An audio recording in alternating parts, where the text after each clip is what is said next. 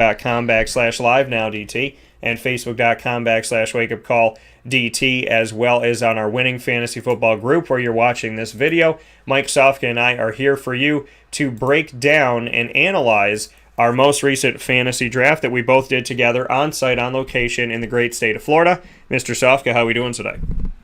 Doing wonderful. How are you, Dan? I'm doing very well. And Mike, we finally got to do it. We got to draft in the same place at the same time.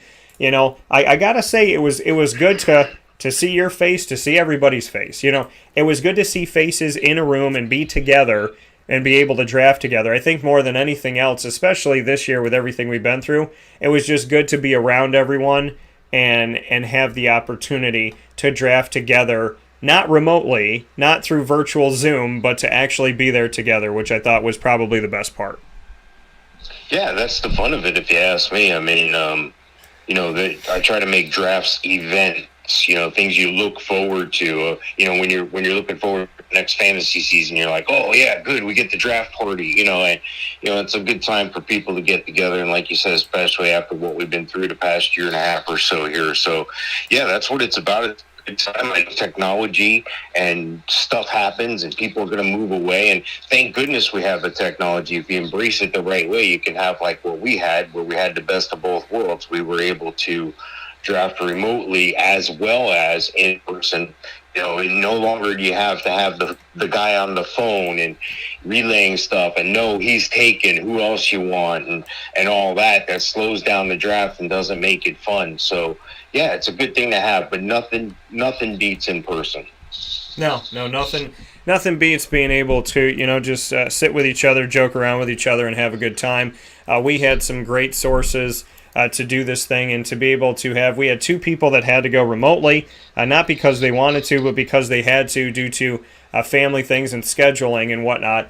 They had to go remote, and so I want to give a shout out to Nick and Eric and thank them for being a part of it. And of course, as we take a look at the board, I want to thank everybody that was a part of this and everyone that got to be in this with us. This is our 11th year. That was another thing that was huge, is we got to celebrate our 10-year anniversary and our 11th year anniversary at the same time.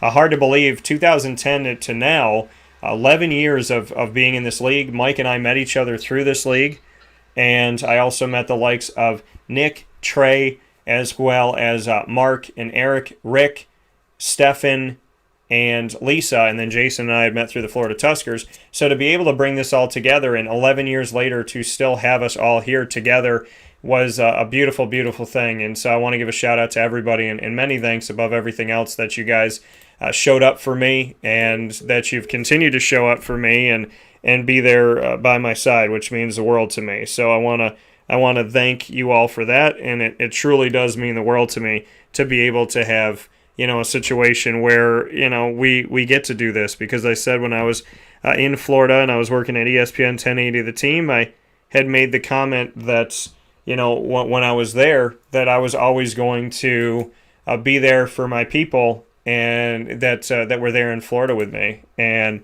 that supported my show. I said, even though I may not physically be here every day, I'm going to be here in some way, shape, or form. And if you got, if you'll dedicate and, stick with me, I promise you I'll stick with you. And everybody did. And so the beauty of that has been pretty awesome and pretty incredible. And I definitely feel very blessed as an individual to have the people that we have. So I just want to put out a very special thanks to each and every single one of you out there that is a part of this league. So, Mike, with that being said, we're going to break down our draft here on the show today. It's up on the board on YouTube and on Facebook. Your thoughts on round number one. We did a snake draft, so it goes 1 to 10, 10 to 1. So it starts with Nick, goes to Lisa. In round number two, it comes back around. So if you're wondering how things kind of shake out, the 11th pick is Jonathan Taylor for you looking at the list right now. So it'll go Aaron Jones, Jonathan Taylor, then back, and then back. So the odd rounds were going 1 to 10. The even rounds were going 10 to 1. And the easiest way to know that from you watching this is left to right is 1 to 10. Right to left is 10 to 1. So, Mike, our first round was running backs except for three. Of those, of the running backs, Saquon Barkley was taken with the first overall pick. Then Christian McCaffrey, Alvin Kamara, Derrick Henry, Dalvin Cook, Ezekiel Elliott, and Aaron Jones later on. In between Elliott and Jones, we saw 2 tight ends taken, Travis Kelce and Darren Waller, and Devontae Adams, the first wide receiver off the board. What was your analysis of our Florida draft and round number 1? Well, Saquon going over Christian McCaffrey, that raised my antenna. Like, I had to double check things, make sure Christian McCaffrey didn't, fall down a flight of stairs or something like that. And, Kamara went where he was supposed to at 3. Derrick Henry, he could have went higher, but you got him at 4. Dalvin Cook arguably could have been a top 2 or 3 as well. Zeke, that seems to be where Zeke is going in the middle of the first round. And then we come to Ricardo's pick of Travis Kelce. Now, he stepped out there, did something a little different. And a lot of times that's the way you end up winning, is it's the difference between the players. It's not the player, it's the difference between a certain position. And you take a look at tight end, after the top handful of guys, there's a tremendous drop-off. And Travis Kelce, now, tremendous out there, and then again after tight end. So after the top, I see people's thoughts in trying to do that. I can't bring myself to do that. The drop-off's tremendous after Kelce, and then again I get Kelce. So I go into a draft saying, let's see what people's thoughts in trying to do that. I can't bring myself to do that. Could determine what I pick, and I try not to do that. I try to dictate my own terms, but sometimes you got to play what the draft gives you. So, if you follow me, I'm not a proponent of drafting a tight end in the first round under any terms or conditions. Now, at the very turn, if I'm the last pick at the turn, I'll pick them, the first pick of the second round or something. But I just know I can find value myself elsewhere at tight end, even though the numbers don't show that. I can still find enough value and take the running backs here. Take Devontae Adams like Team Elite did. The tight end position, that's such a scary thing to do in the first round for most people. So hats off to Ricardo for having the courage to do that. And, then we follow that by Adams, like I just said, and I'm okay with that. Near the end of the first round, that's a great pick there. And then Darren Waller, that's another questionable thing. But at this point, somebody's taking Kelce, and you're thinking, oh wow, this is somebody falling into the victim of a run, if you ask me. And the run kind of fizzled out, but at the same time, I get it. Darren Waller's a baller, and he's going to make it happen. And then finishing out the first round with, Aaron Jones, I can't argue with that at the last pick in the first round. Yeah, and in seeing this, Aaron Jones going late here as you take a look at our draft board, for those of you on youtube.com/wakeupcalldt, facebook.com /wakeupcalldt, and facebook.com /live-now-dt. Those of you listening, I'll tell you kind of what's happening as we go, but we're drawing all over the screen this morning in the studios here at the Wake Up Call Studios, presented by Cafe Kubal, our proud studio partner. Aaron Jones being taken at the end of the first round. This is a good thing. This is a guy who's got a lot of talent. He's got a lot of power. He's got some help with A.J. Dillon. And Patrick Taylor from Memphis is there now, mind you. I wanted to make note of him, which I did in the first hour. But, I like the Aaron Jones thing. The Saquon Barkley thing, this to me was a giant question mark. This was a why. Why first overall? Now, Christian McCaffrey, to me, I would not have taken first overall. Now, the reason why I wouldn't take Christian McCaffrey first overall is that, yes, okay, 2 years ago, he was considered to be the best of the best. And last year, before he got hurt, he was considered to be the best of the best. But now, what did I just say? He got hurt, okay? So, coming off the injury that he's coming off of, I'm very concerned. I'm concerned about Saquon.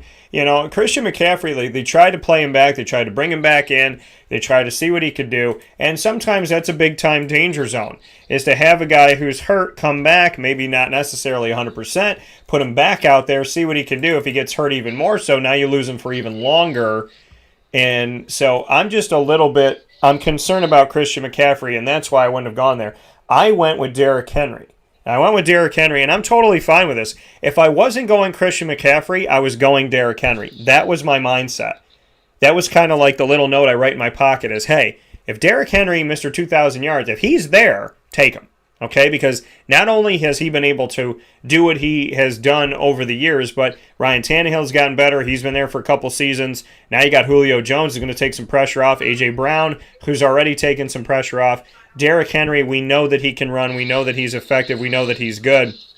And I'm not too worried about Julio Jones coming in and taking away too much from Derrick Henry in the passing game as opposed to the rushing game. So I do like this. Alvin Kamara, you can't really knock that pick because, we're in a league that has standard scoring and PPR, a hybrid, and so you do excel from the hybrid status. I'm a little bit concerned of their quarterback situation, and that gives me a little bit of pause. But that's kind of the thing, is like Saquon's coming off of an injury, Christian's coming off of an injury, Kamara's got a new quarterback. That led me to Derrick Henry, and the fact that these guys were taken before me made my decision easier.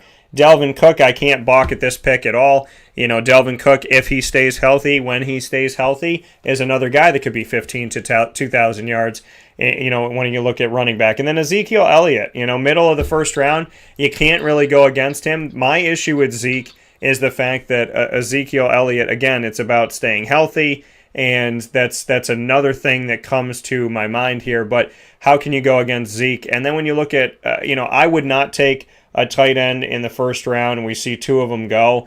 I'm with Mike on that. I'm going to take a wide receiver before I take a tight end.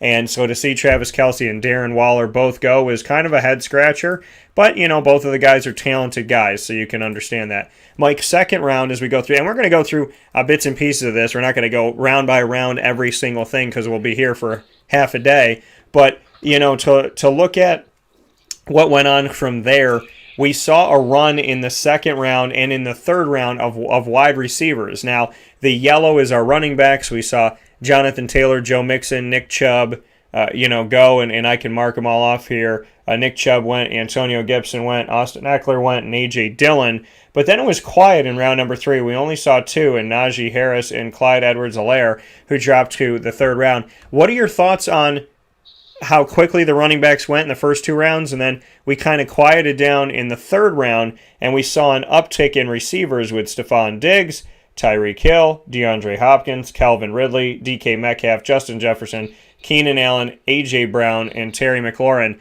How did you see rounds 2 and 3 shake out? No, I thought they did exactly what they were supposed to. In the second round, I saw all running backs and receivers. A couple eyebrow-raising picks, like A.J. Dillon in the second round was an eyebrow-raiser for me. And, how can you go against taking Austin Eckler, Antonio Gibson, Nick Chubb, any of these guys in the second round? That seems to me to be, a no-brainer at that point. And you look at the receivers that were taken: Calvin Ridley, DeAndre Hopkins, Tyreek Hill, Stephon Diggs. Again, those are all the top guys. So, yeah, those guys went exactly where they were supposed to. And then, the third round is when we started to see some quarterbacks go. And, I get it, but for me, that's not where I was at that point in the draft. I'm going to continue to shop for my running backs and wide receivers in the third round, even if I give up the likes of a Pat Mahomes, a Josh Allen, or a Kyler Murray. I was okay with that. And Najee Harris, I think that's the spot for in the third round. And I can see AJ Brown, Terry McLaurin. These are all guys that were worthy of where they were picked. Yeah, and like we started to see here, quarterbacks being taken off the board as well. In round number 3, we saw 3 quarterbacks go, Pat Mahomes and Josh Allen right after him, and then Kyler Murray.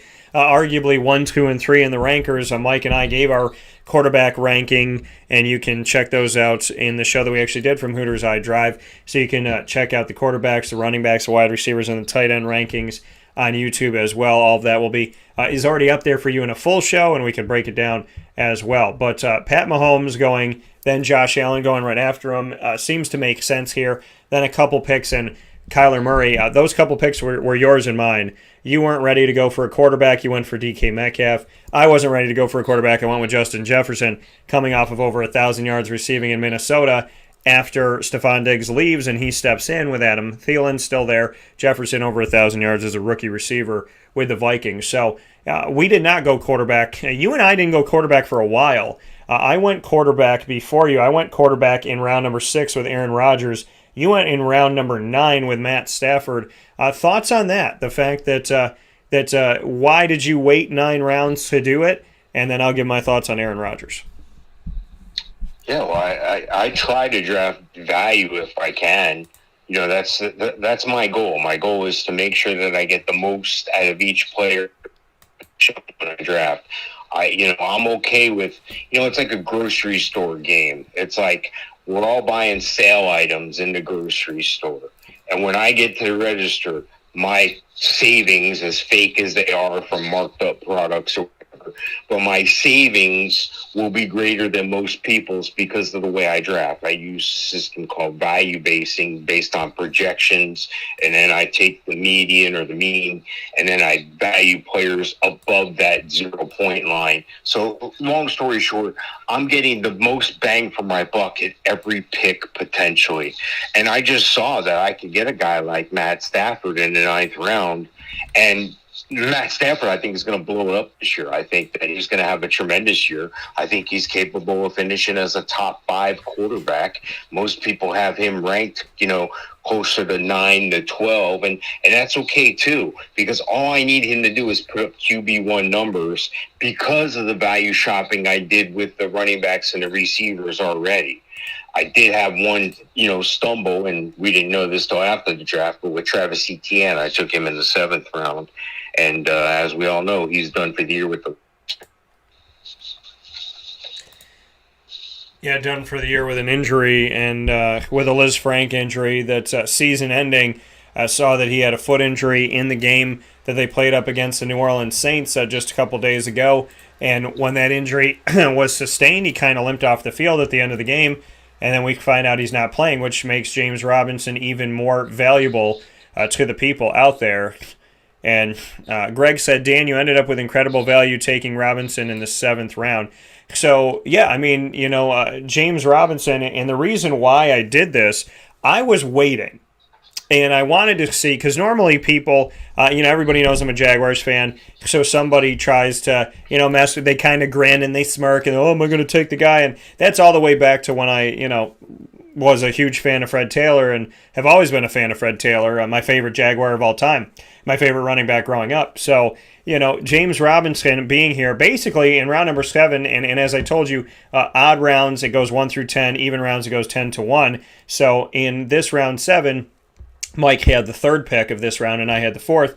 When he went ETN, I went Robinson because I knew as soon as one of them went, somebody's going to be thinking about the other one, and I didn't want to mess with it. So I was really trying to decide between the two, who am I going to take? And I lean a little bit more toward Robinson because he has the time in. And Travis Etienne has a great relationship, but Robinson had the time in. We did this obviously before the injury to Travis Etienne, but Robinson for me is kind of, Mike helped me make the decision. Because Mike took one, I took the other. That's, Mike, honestly, Mike, you made it easy for me. Because, and I said that to you. When you said Travis Etienne, I said, Mr. Safka, well then the pick is in. And I'm ready for James Robinson. Ironically, in this 7th round, Leonard Fournette also went. So a former Jaguar with 2 current Jaguars all went in the same round. But James Robinson, for me, is the guy that I wanted.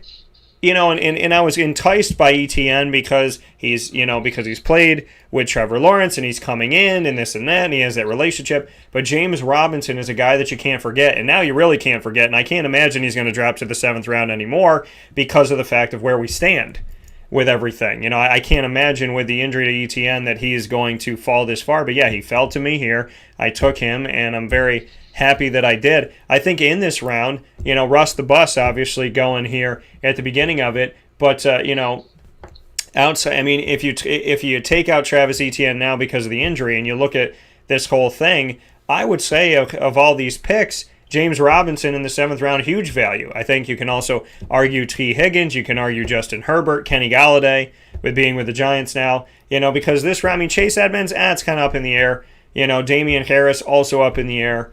Mike Davis up in the air, but I would think that James Robinson really here made a lot of sense and was really good because there's certain rounds where you're like, oh my gosh, it's like wow, and in round number 7 it was a little bit more quiet. In round number 6 before though, Mike, we saw 5 tight ends go. Half of the league drafted a tight end in this round, including you. Drafted Robert Tonyan was drafted, T.J. Hawkinson, Logan Thomas, Mark Andrews, and Kyle Pitts. Your thoughts on this? This is an even round, so it went 10 to 1. So Pitts was the first one off the board in round number 6, and then we saw Mark Andrews go, we saw Logan Thomas go, we saw T.J. Hawkinson go, and we saw Robert Tonyan go. Your thoughts on round number 6 being the round where half the league took a tight end? Well, I usually don't get caught up in a run, and that was a little bit of a run, but I didn't reach, so I felt comfortable there with T.J. Hawkinson. I had T.J. Hawkinson ranked as the number 4 tight end going into this draft. 4, 5, 6 as the 7th. Again, it's 3 rounds of value that I picked up there that I spent in my running backs and receivers. So again, I'm good with that. I'm okay with that.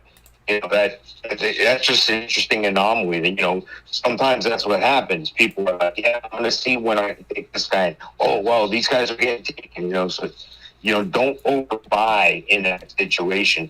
Don't reach for a guy because everyone else is taking that position now. Do you, but if it happens to be that you're still getting value and it's in the middle of that run, so be it. Don't be afraid to pull the trigger. And, I think that tight ends, like I said, there's tremendous drop for the first couple. Then there's another tremendous drop off after the next 3 or 4.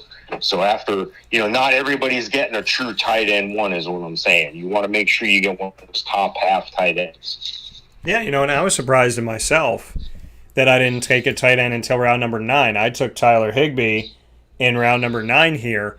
And so, that was surprising to me in and of itself. But, to me, I took Higbee in round number 9 because the guys that I had looked at and that I had wanted, I was a little bit questioning Mark Andrews, but he was on my list. Mark's on my list. Pitts was on my list.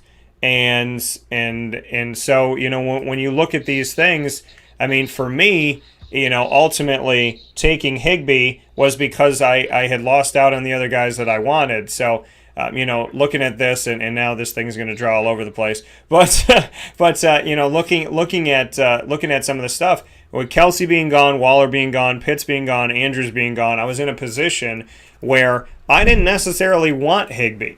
I had ranked Higbee when Mike and I did the show, and, I think seeing that, and we just got Greg said taking Robinson at the 64th overall pick was a bold pick. Listen, I think James Robinson is going to be, even more so now, I think he, with him being the dominant back and there not being a question about that because of the fact that ETN's not there, I think Robinson has a lot of value.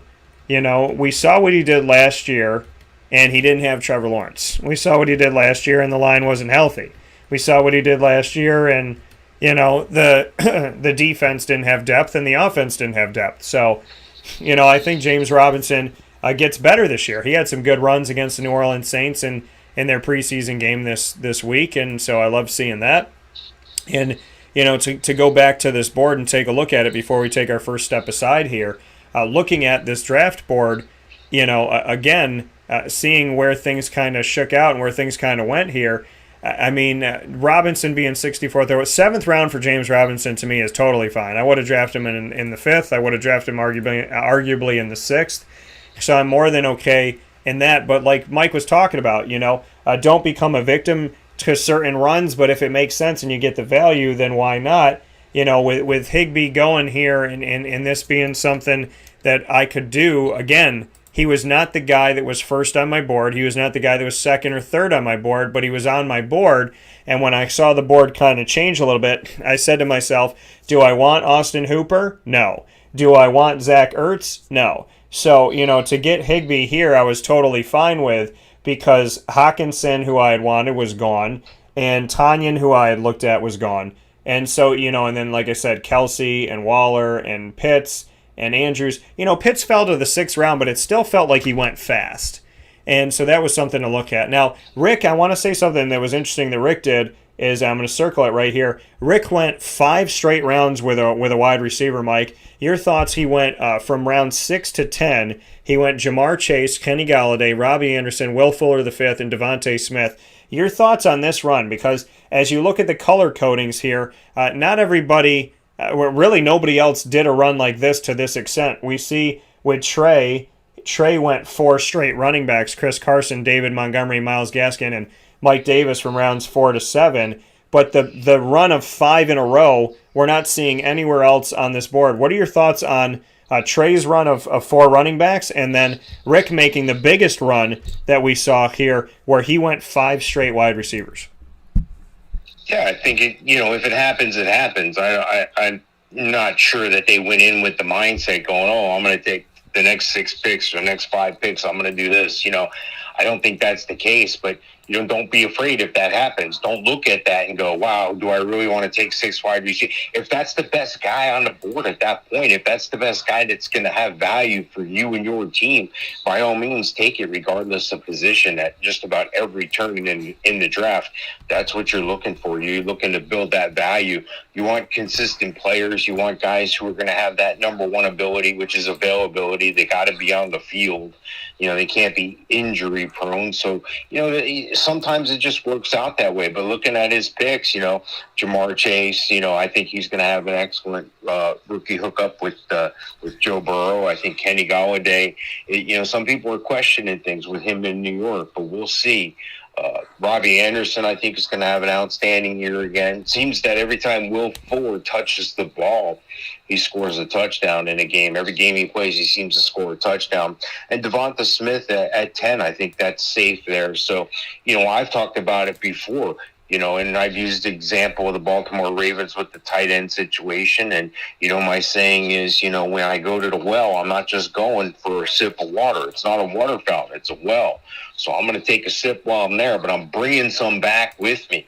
So, he's not afraid to bring 5 pails with him to make sure he gets his wide receiver problems answered. So, yeah, sometimes that happens. Sometimes you step out like that, and, it does look odd when you're looking at the colors on the board. But, hey, he went for what he thought was the best thing for him. You can't argue with somebody for that. Yeah, and like you said, I mean, things happen. We go after what we think is right at the time. I've looked back at the draft before and gone, oh my gosh, I didn't realize that, I did this. And I mean, I think mine, this one was kind of, it was spaced out, but I've done it before where, you look back at it and go, wow, I went, 4 receivers in a row or 3 receivers in a row. For mine, a little bit different here. Let's go team by team. And we're going to do that in a second here on Wake Up Call with Dan Tortora. We're going to take a step aside here where sports meets life. We'll make one final note here, Mr. Sofka. Before we do that, before we go team by team here when we come back, I do want to make a note here. Mike and I have this rule where we do not draft defenses or kickers until the end. The first defense that came off the board was in round number 11, and it's in red here for those of you watching on YouTube and Facebook. Number 11 round. We saw that the Rams went first in that round because it goes 1 through 10 in the odd round. So Rams were not only in the 11th round, they were the first pick of the 11th round, and then the same team went in the next round with the first pick of the 13th round, went with the Steelers defense, and so they took 2 defenses, 11 to 13. Most people did what we did. They waited till the end. We saw the Buccaneers defense go earlier, but you and I went back-to-back. You took Washington. I took the Chiefs. And then I took Rodrigo Blankenship, the kicker, and you took Robbie Gould when we came back around the other way. Most of the kickers in green are at the bottom here. Pretty much everybody took them in the last round or second to last round, except for really one team took Harrison Butker, the same team that took a defense. Your thoughts on this, that most of our red and our green is at the bottom? Our defenses, Mike and I always say that the second to last and the last round are for kickers and defenses, and whatever you want to do. Defense, kicker, kicker, defense. But, obviously... Some teams go earlier. Thoughts on the fact that we saw some of these defenses go earlier on, a kicker go earlier on. Just what your take is on that, as you and I seem to streamline defenses and kickers throughout the year.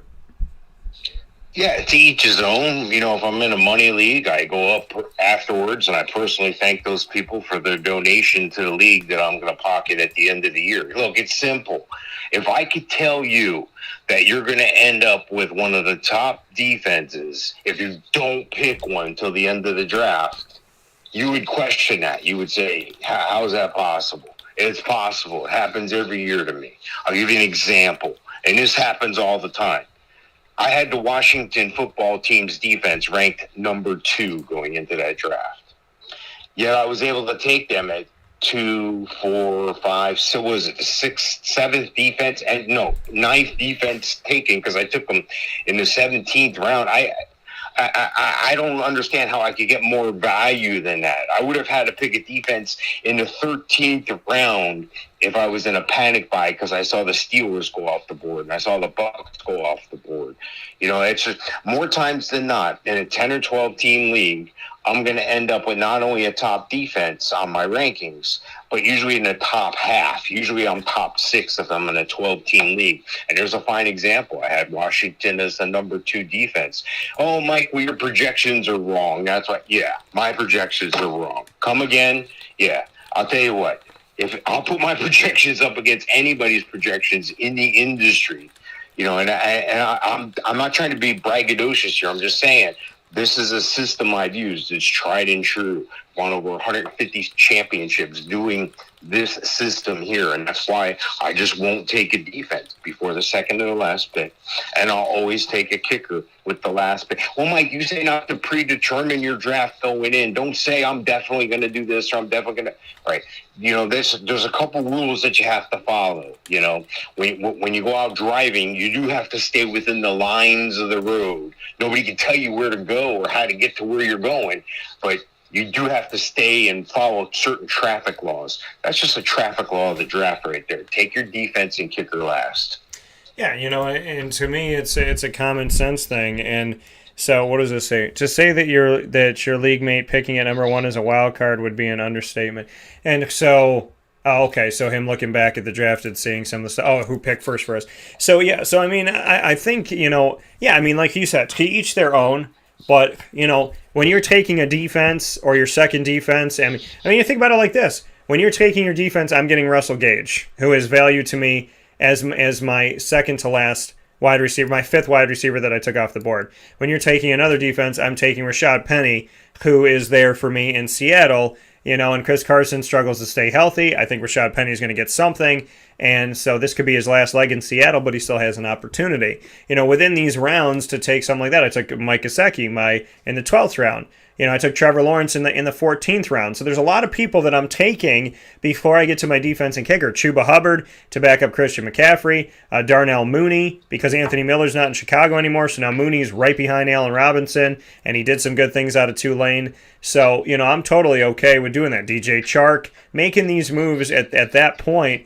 You know, Mike and I, we will let you do that all day long. If you want to take a defense, a second defense, a kicker, another kicker, whatever you want to do to make you happy, we'll be more than happy to take our 5th running back or our 2nd tight end or our 4th wide receiver within those times. We're going to take a step aside and take a look at each team here, and we're going to give a draft grade and a thought right after this on Wake Up Call with Dan Tortora, where sports meets that thing called life. You are watching and listening to us inside of the Cafe Kubal studios. We thank you for being here on mixlr.com/wakeupcalldt, as well as on wakeupcalldt.com, and of course on facebook.com/wakeupcalldt, youtube.com/wakeupcalldt, and on facebook.com/live-now-DT. Wake Up Call with Dan Tortora inside the Cafe Kubal studios for the Fantasy Football Power Hour, proudly presented by the Wildcat Sports Pub. Plenty more coming up right after this. Carvel DeWitt, it's what happy tastes like. Do you know why? Because we make ice cream. Creamy, rich, flavorful ice cream. Not yogurt or iced milk like some of our competitors. Ice cream. Fresh, by hand, daily. For the calorie conscious, we have something new for you. Our new Carvelite. Same great flavor, creaminess, and texture of our regular ice cream with only 35 calories an ounce. So whether you want an ice cream cake, flying saucer, dasher, carvalanche, hard or soft ice cream, we will satisfy your craving with our fresh, handmade regular or new Carvelite ice cream. Carvel DeWitt. It's what happy tastes like.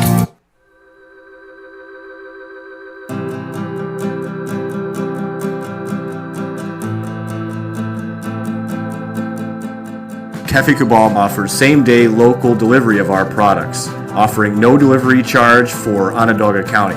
Shop cafekubal.com for fresh roasted coffee beans, cold brew, travel mugs, and all your essential Cafe Kubal needs. Cafe Kubal, coffee for the soul.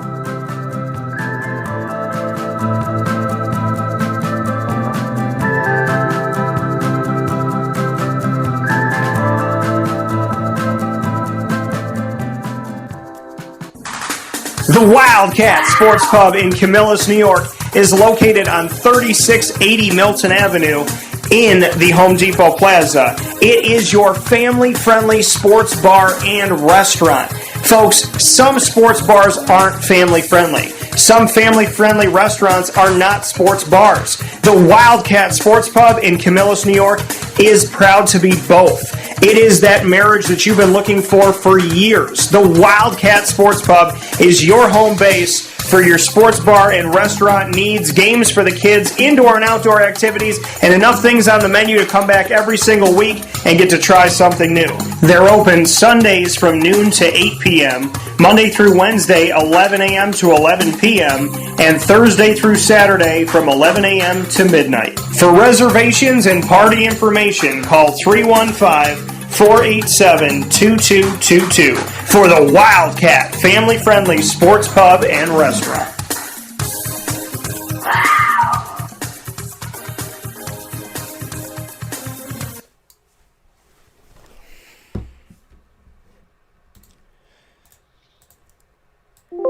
Welcome back here to Wake Up Call with Dan Tortora on wakeupcalldt.com, your one-stop sports shop, and on mixlr.com/wakeupcalldt. Hanging out here inside of the Cafe Kubal Studios. It is all about fantasy football inside of the Fantasy Football Power Hour. Very, very excited and very happy to do this with you. What did Greg say? Do you have a timeline for selecting draft time, draft positions for this Sunday's draft? So Greg, I'll actually shoot... Greg is in our league up here in Central and Upstate New York, so Greg, you will get a message from me momentarily. We'll make sure that we get that out to you. I was actually sending everything and getting everything together to make sure everybody has their times and their spots all set and ready to go, and so I'm excited about that. I'm excited with this, and actually perfect segue from Greg. We will be drafting here, so I'm very, very much looking forward to it at the Wildcat Sports Pub. We will be there all day Sunday, August 29th. They open at 11 o'clock. I'm sure I'll be there before that, and I'll be setting up. There's a giant, massive screen that I can put everything on, including Mike and I having our videos up there of our rankings and our information and everything up there. So I'm really, really much, very much looking forward to that, and looking forward to having all of you out there at the Wildcat Sports Pub Sunday, August 29th. This Sunday, I'll be there all day doing our live drafts for Central and Upstate New York. And as we're inside the Fantasy Football Power Hour, I'm going to pull up the teams once again here of our draft. We have Nick's team, Trey. We have Mike's, which is the ORL for Orlando Fat Gators. We have my team, Mark, Eric, Rick. Team Elite, which is Stefan, Jason, and Lisa's teams here.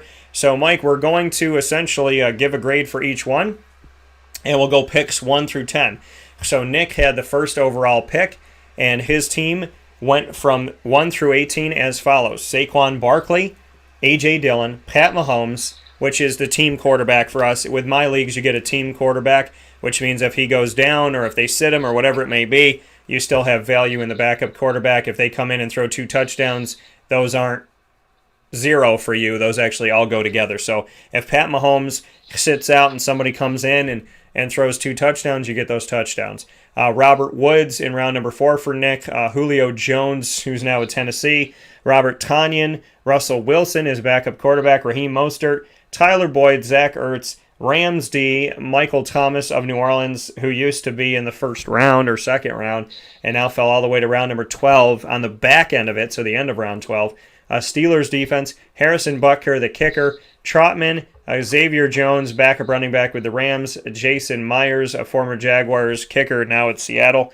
And Justin Fields. So he was the only team to take 3 quarterbacks, 2 defenses, and 2 kickers. Mike, your overall draft grade for our number 1 overall pick, Nick. Yeah, I kind of questioned the start to the draft with Saquon and A.J. Dillon, but, nicely corrected, picking Mahomes, Robert Woods, Julio Jones, Robert Tonyan. These are all boomer bust type players here, especially Julio Jones, especially Tonyan. I like to say it with Russell Wilson. Mozart could situation. Tyler Boyd could get phased out. Zach Ertz could get phased out. The defenses were too early for my cup of tea. But if Michael Thomas has any kind of year like he has had in years past, not last year, but in years past, that's a great pick there. So, too early on some things for me, and I'd have to give it a C. I'm looking. His team name is Buckhammers. Is that right? Yes, I believe so. Oh no, I'm sorry. It's the Gigaxians is his team name. All right, I'm going to give him a C. The system here, FanDraft, on their rankings gave him a B. They'd rank everybody 1 through 10, and he's number 10 on the ranking with a B. Everyone drafted real well. What they do is they look at how many players in their top 25 ranking you have, how many players in the top 26 through 50, how many through 51 through 100, and then how many players you have drafted that are over the 100 projection. And then they tally those up, and the idea is to get the most players toward the top of the draft, obviously. And unfortunately for Nicholas, he's finished at 10, but he still gets a B grade from FanDraft, so this should be a pretty balanced league from what I see from the draft.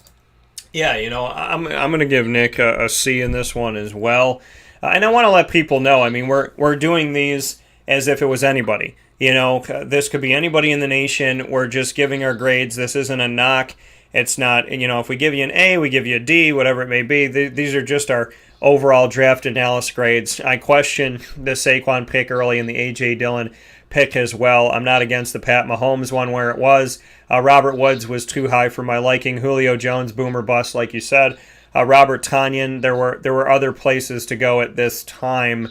Not a ton of places to go. I understand why he did it, so I can't really be against it because there were 5 tight ends taken and 4 in that round beforehand, and then 2 in the first round. So I can't really be against that. It's not like he drafted Tonyan with Hawkinson and Andrews and Pitts and Waller and Kelsey still there. Taking a backup quarterback that early, I would have waited. Raheem Mostert, I don't like it because he gets injured a lot. Boyd, like you said, can get phased out. He's not the number 2 guy. He was supposed to be the number 2 guy. Now they have T. Higgins, who's been the 1, and you got Jamar Chase, who knows Joe Burrow very well from playing at LSU with him. So, that looks like you're 1 and 2, 2 and 1. However you're going to look at those guys, maybe they're going to, one of them, Higgins is going to be 1 week, and Chase the other is what I think. Zach Ertz is getting phased out. 2 defenses. I understand. I used to have the rule of take 2 defenses, 2 kickers. I got rid of that rule.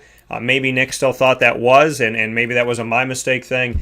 And then Justin Fields, I don't mind it. 3 quarterbacks, I do mind, but taking him in the 18th round, the last pick of the draft, Mr. Irrelevant, is good there.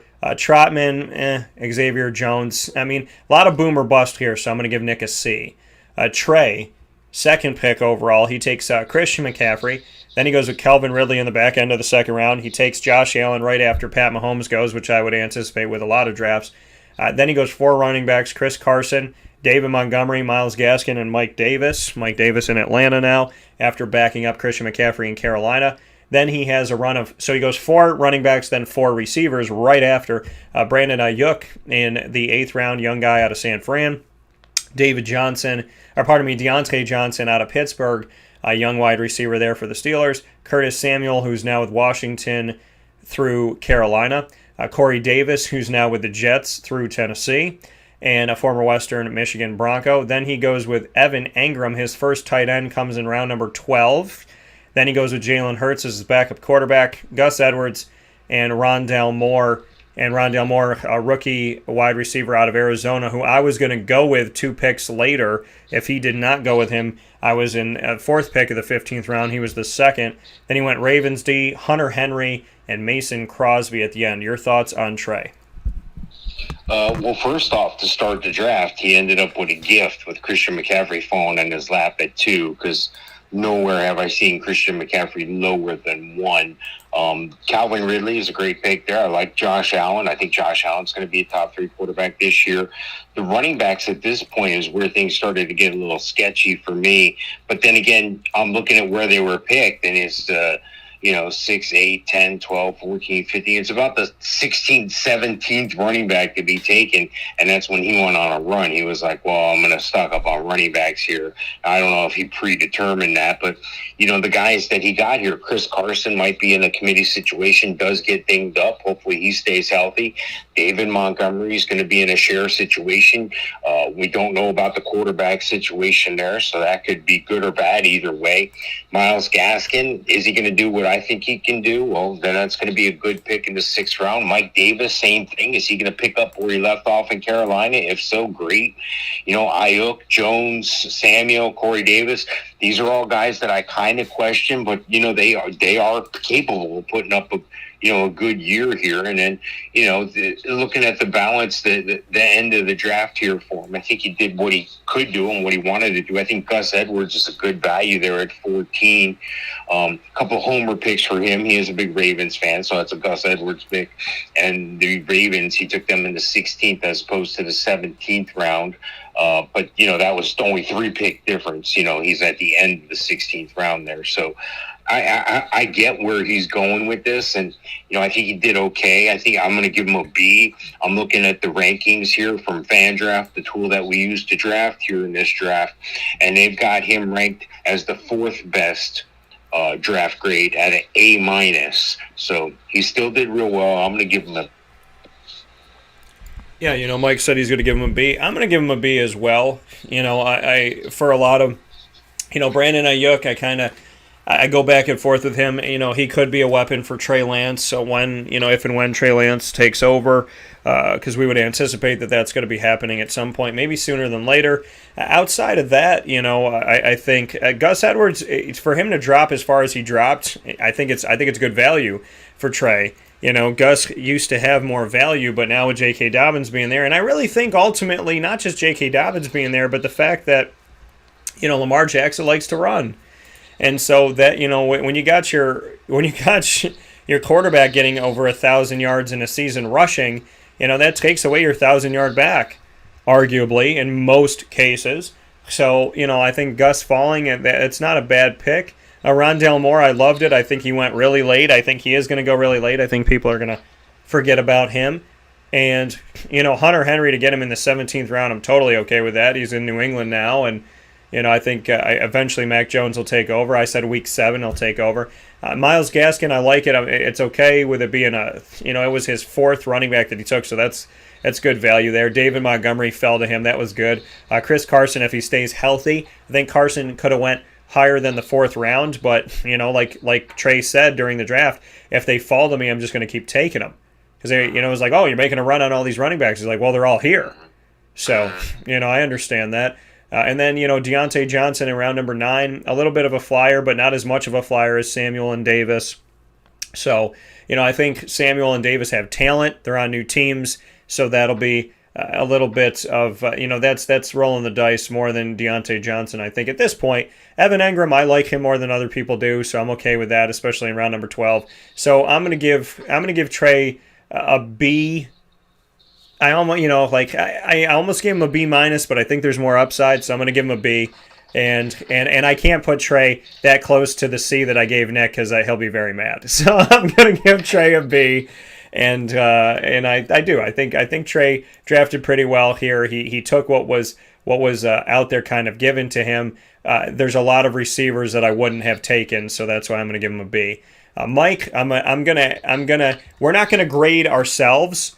So in this case, I'll grade you, you'll grade me. So we'll look at Mike. So Mike took Alvin Kamara and Austin Eckler. Then he took DK Metcalf, CeeDee Lamb, who fell to round number 4, which I thought was really good because the wide receivers really didn't go. You see them in brown on the list. They didn't go that fast, and that was very good for many of us who are paying attention to this and kind of were trying to time it as best we could. Amari Cooper going to you in round number 5, I thought was great. TJ Hawkinson in 6, I thought was a good pick. Travis Etienne, obviously, before he got injured, that was a smart pick as well. In round number 7, I was going, as I said before, Etienne or Robinson. You took one, I took the other. You got Javonte Williams and took him from me in round number 8. Well, actually, it was coming back in round number 8, so we went to 1 to 10, 10 to 1. I took Kareem Hunt, and you went Javonte. I was going to try and get him on on the back way, and that was kind of my step where I thought, okay, I could have been better there. You got Matt Stafford in round number 9 as your quarterback. I do think he has high upside. I would have liked to see you get a quarterback that I have more faith in at that point, but he does have high upside. Cortland Sutton, another guy with high upside, if they could figure out their quarterback situation. Hans McGee over there, Mr. Cortland Sutton, I covered at SMU. Love him. Love that you got him in round number 10. Again, another guy I wanted. Michael Carter, I was drafting him the next pick when Mike picked him in the 11th round, 3rd overall. Laviska Shenault, Marvin Jones Jr. I question taking 2 Jaguars back-to-back, but I don't question the fact that Marvin's talented and Laviska is young and talented as well. Kirk Cousins, I like that. Gainwell, I really like that pick. I liked the Granson. The Granson pick is something that I'm going to have to watch. This is one of Mike's. Every year Mike has like a sleeper or two that he really leans on that you don't know, and Granson could be that guy this year. We'll see. The Washington football team as your defense and Robbie Gould as your kicker.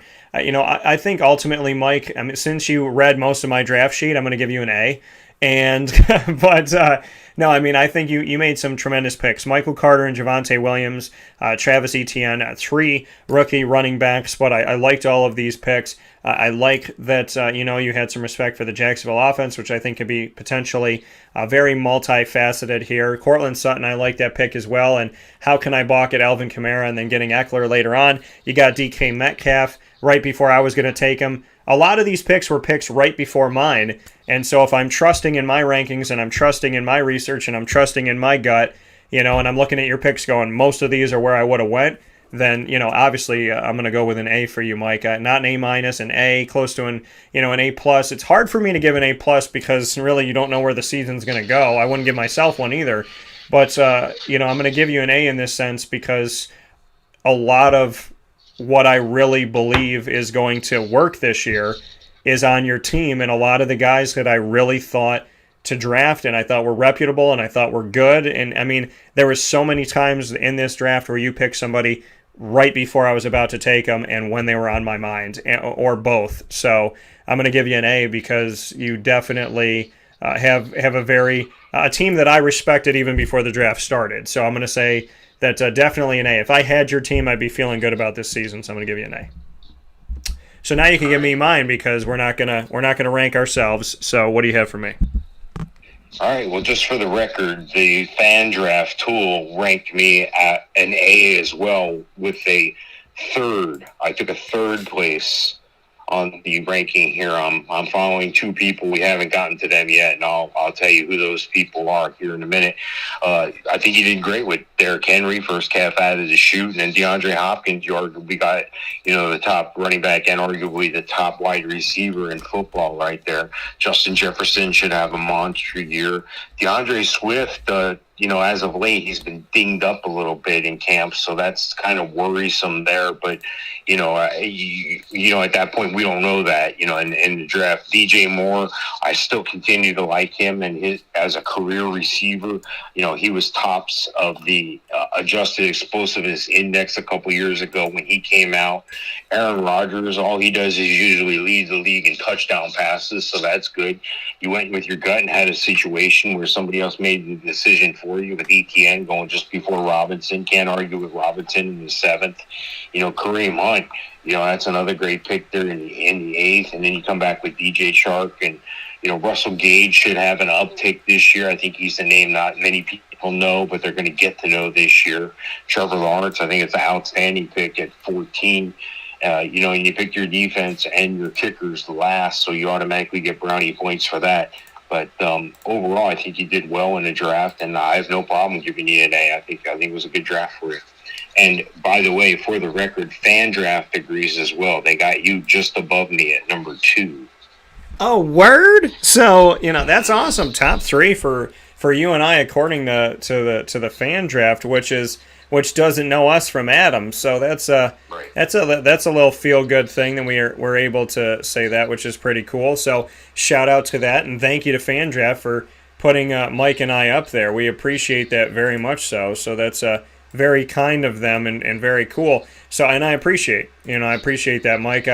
I felt good about this one, but the reason why I feel good is you and I do so much research, and I got to credit you for we just every single week, just push each other, and it's something that we do all year round.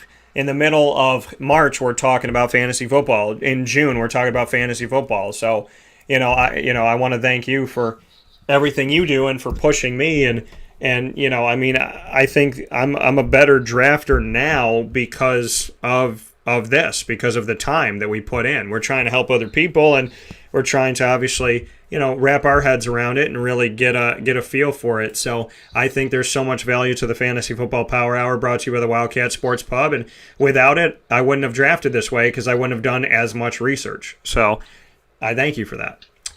Fifth pick was Mark, and Mark has won. He's been a multi-time champion.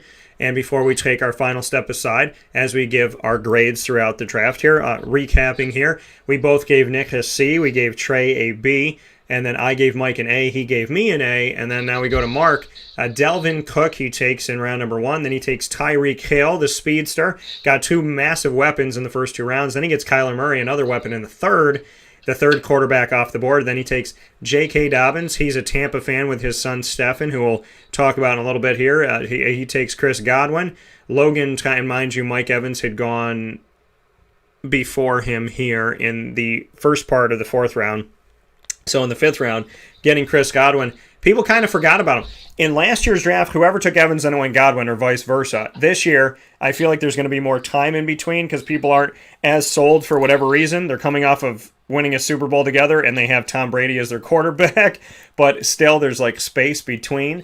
So Chris Godwin goes in the 5th round to the 5th pick to Mark. He takes Logan Thomas, Damian Harris. After that, Jarvis Landry. We see him take Trey Sermon in round number 9, the running back rookie for San Fran. Michael Gallup after that, and Zach Moss. Zach Moss and Devin Singletary fell drastically in our draft, and so we see Zach Moss here go in round number 11, 5th pick overall. In round number 11, Singletary went in round number 9, second to last pick of that round. And then with Mark, he takes Henry Ruggs, who's the number 1 with the Raiders. But the Raiders have lost a lot of respect with some fantasy rankings lately with people. And so Ruggs goes in round number 12, which I thought was good value. He takes the Bucs defense, then he goes with Eric Ebron, his backup tight end. And from there, he goes with Derek Carr from the Raiders with that 1-2 punch with him and Ruggs. Allen Lazard in round number 16 I love because he's the second option. Well, maybe the third now with Randall Cobb coming back to Green Bay, but Aaron Rodgers likes Allen Lazard, and that's all that matters because that's your quarterback. Darius Slayton with the Giants, round number 17, the young wide receiver out of there, and then Mr. Gay, the Rams kicker. So thoughts on this, Mike, for Mr. Mark, who has been no stranger to winning championships in our league. Yeah, well, this is a pretty good draft for him. I'm looking up and down. I love Dalvin Cook right away, and come back into second with Tyreek Hill. That's right on time. I can't argue with taking Kyler Murray in the third. He's right up there with Josh Allen and Patrick Mahomes. J.K. Dobbins is a good pick to come back with, and then Chris Godwin again. Logan Thomas, he was the number 3 tight end last year in PPR. Damian Harris, that pick's starting to look a lot better here with Sony Michel being jettisoned out of New England, sent over to the Rams for a couple late-round picks last night. And then I'm looking at Jarvis Landry. That could be a boomer bust thing. Trey Sermon, that could be a boomer bust thing. And, the Damian Harris thing, he's got Ramondre Stevenson looking really good in preseason, the rookie there. So that's part of the reason why they were able to let Sony Michel go. Sony Michel had a lot of injuries, could never stay on the field, didn't look as explosive as he did in college all the time. And it just seemed there was too many cooks in the kitchen. It was too many guys in that running back room there, but they've got that balanced out a little bit. It looks like it's going to be Damian Harris or Ramondre Stevenson. Michael Gallup could be a boomer bust situation. Zach Moss, again, I think, again, boomer bust. Henry Ruggs, I think, is going to be due for a much better year. Last year was a COVID year. This is still a young receiver, still trying to develop, still trying to find his footing. Raiders have a history of drafting guys who are really fast, but are they really good wide receivers? Not necessarily all the time. You look at Tampa at 13, I get it. Bucs had a great defense, a great defensive line as well. Eric Ebron could be boomer bust. Carr could be boomer bust. Lazard boomer bust. Slayton boomer bust. And he did go last with the kicker there. So, looking up and down this team, I see a real solid effort here. The fan draft ranked him at 7, giving him a B plus. And I'll go with the same grade. I think a B plus is worthy here. I think he's going to win some games. Yeah, for Mark, I'm going to go with him in this, as we go down the line here and kind of look at it. And I gave my analysis as we were going through. But, I think for me, I'm going to give him an A minus. And I'm giving him an A minus because, you can argue the B plus, and I completely understand it. But I'm giving him an A minus because, listen, not only does this man, draft some good caliber players, but he's usually playing in our championship game. And because he's usually playing in our championship game, or he's pretty darn close to the championship game, I got to give him a nod here and give respect where respect is earned. And I'm going to give him an A minus, saying, okay, some of these picks, would I have picked him? Not necessarily. Would I have gone as high on the defense? No. Would I have gotten Derek Carr as my backup quarterback? Probably not.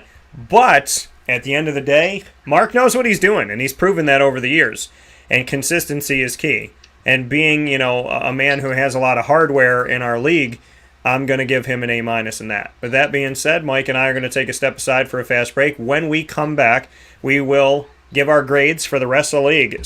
Picks 6 through 10. What are our thoughts on the rest of our fantasy football draft that just drafted down in the great state of Florida?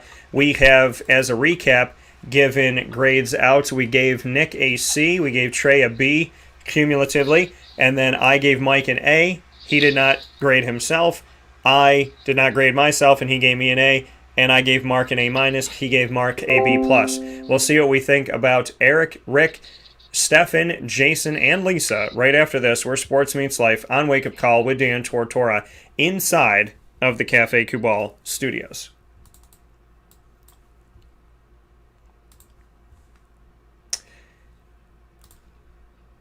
Avicoli's, located on the corner of Route 57 and Wetzel Road in Liverpool, New York, is our home for our Liverpool Warriors monthly exclusive sit-down broadcast with the players as well as the coaches and the staff at Liverpool High School, which is right down the road from Avicoli's. You can walk there, Avicoli's being your neighbor in Liverpool, New York for over 2 decades. You can get to them Tuesday through Sunday for lunch, dinner, and drinks. They have their casual pizza side, their fine dining side, as well as their bar and their outdoor dining. And, of course, you can call them at 315-622-5100 for takeout, delivery, and catering. That's 315-622-5100 to give them a call today. And of course, you can go to myavicolis.com. Canine Camp Dog Daycare and Canine Campground Dog Boarding available for you in East Syracuse for long and short-term care for your furry loving friends. For the daycare, you can call 315-437-7110. That's 315-437-7110 for the Canine Camp Dog Daycare to drop off your dog for the day, get your dog groomed, as well as pick up some food, toothpaste, a harness, a new leash, whatever you need, a new collar. They have so many things inside of their store at the Canine Camp Dog Daycare on 228 Old Bridge Street, as well as the dog grooming and the daycare. To schedule an appointment, call 315-437-7110. And, of course, Canine Campground Dog Boarding on 242 Johnson Street in East Syracuse, right around the corner from the daycare. For longer-term care for your furry-loving friend at the campground, every single dog gets their own cabin. And some dogs get a cabin with a TV for those dogs that like to watch the TV, which I have had dogs that love to do that. And sometimes I feel like Lily's watching the TV, but normally she just likes getting her belly rubbed. Canine Campground Dog Boarding. You can find them at 242 Johnson Street in East Syracuse once again, and you can call them to set up an appointment at 315-299-4013. That's 315-299-4013 to get all information you need on what you have to have for your dog as you get set to bring them over to the campground. PB&J's Lunchbox is the awesome and incredible and eclectic food truck that you follow all over Central and Upstate New York. Well, now you can find them at their Street Side Cafe. So when you're jonesing for their food Monday through Saturday, you can go right over to the cafe for breakfast, lunch, and dinner, 9 a.m. to 7 p.m. PB&J's Lunchbox, 663 Old Liverpool Road in Liverpool, New York. Make sure you head out there today. Try their grilled peanut butter and jelly sandwich with the roasted pecans that make it truly just amazing. I get it with strawberry jelly. You can get it with strawberry or grape. You can also go over there and get their Philly cheesesteak wrap, as well as their barbecue chicken quesadilla, which is one of my new favorites. PB&J's Lunchbox, you should be hungry. It's close to lunchtime, so you should already be in the car listening to Wake Up Call, heading over there right now. 663 Old Liverpool Road in Liverpool, New York. And Victory Sports Medicine and Orthopedics, located on 791 West Genesee Street in Skaneateles, New York, minutes from Skaneateles Lake. Make your way over to Victory Sports Medicine and Orthopedics today. They are so incredibly great at caring about their patients. When you go to a place where you need to have care, normally you don't find someone who will listen to you, walk you through it, talk with you about it, and give you your options. Victory Sports Medicine and Orthopedics is led by a fantastic team leader in Dr. Mark Petropoli, and that's why they're different. So with everybody there at Victory Sports Medicine and Orthopedics, I want to thank them for caring, for listening, and for telling us as patients what is going on in the process and customizing each process to us on 791 West Genesee Street in Skaneateles, New York. Whatever your injury is from head to toe, call them today at 315-685-7544. That's 315-685-7544. With that being stated, Mike and I are back here inside of the Cafe Kubal Studios, hanging out with you and giving our thoughts, our take, our grades on the draft that we just had at Hooters and I Drive on 8801 International Drive down in Orlando, Florida. We have given grades already to Nick. We both gave Nick a C. We gave Trey a B. I gave Mike an A. He gave me an A. And then I gave Mark an A-. He gave Mark a B+. We now go to Eric, who is the 6th overall pick in our draft. He drafted Ezekiel Elliott first and then went with Antonio Gibson from Memphis. As those of you that listen to hour number 1 in my coverage of the American Athletic Conference, I talked about the Memphis Tigers sending numerous players to the NFL that are active in the NFL right now, especially running backs, which they have 5 currently in the NFL, including Antonio Gibson with Washington. Then he went with Keenan Allen, Allen Robinson in round number 4, Cooper Kupp, as well as Lamar Jackson was his first quarterback. Normally Lamar would be taken a lot earlier last year, I'd imagine. 6th round this year, in the middle of the 6th round, 5th pick of the 6th round. And then we see Chase Edmonds go, as well as Ronald Jones, who splits time with Leonard Fournette with the Tampa Bay Buccaneers. Fournette went at the bottom end of round number 7, so Eric picked up Ronald Jones in the middle of round number 8. And then he got Austin Hooper, Jerry Jeudy in round number 10, which I think is great value. Deebo Samuel after that. Dallas Goedert, his backup tight end in round number 12. Good value there. I almost took him. I ended up going Mike Gesicki because he took Dallas Goedert 2 picks before me. Emmanuel Sanders, who's now with Buffalo. Backup quarterback Matt Ryan in round number 14. Tony Pollard, another Memphis Tiger, who's with the Dallas Cowboys. And then Colts defense, Devontae Parker of Miami. He used to be taken a lot earlier, but Devontae's on his last leg out of Louisville and probably has lost his number 1 role at wide receiver, if not number 2 as well. But Devontae Parker taken around number 17. And Young Ho Koo, my favorite kicker name in the NFL, going to him in the last round for the Atlanta Falcons. Mike, your grade for Eric. Yeah, I think I like this team. Now, his team name's Stealing Like a Million, is that right? Mike, yeah, he might have changed his team name, so I can look that up for you. But Eric's team name was under a different moniker. But as I look up that, go ahead and give the grade, and I'll give you the official name. Yeah, I'm looking at Ezekiel Elliott. I like him. I like Antonio Gibson in the 2nd round. It's great. Keenan Allen, Robinson, Cooper Kupp, Lamar Jackson. I mean, what's not to like so far through 6 rounds? Chase Edmonds could be a boom or bust player, but I like the odds there. Not so much with the Ronald Jones, but, I think the Bucks are a committee team. I don't think one guy, I don't think we're going to see a playoff Lenny anytime soon here. So I think everybody's going to share the load there.